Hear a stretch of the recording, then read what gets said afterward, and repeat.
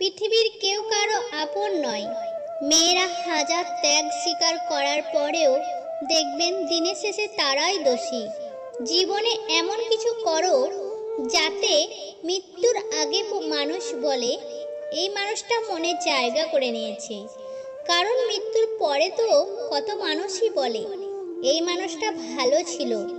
রং তো মানুষ বদলায়, গিরগিটি শুধু শিখিয়েছে মাত্র অবহেলা যেখানে রাজত্ব করে।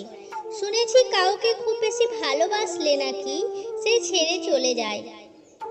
তাই ভাবছি আজ থেকে দুঃখকে খুব বেশি ভালোবাসবো।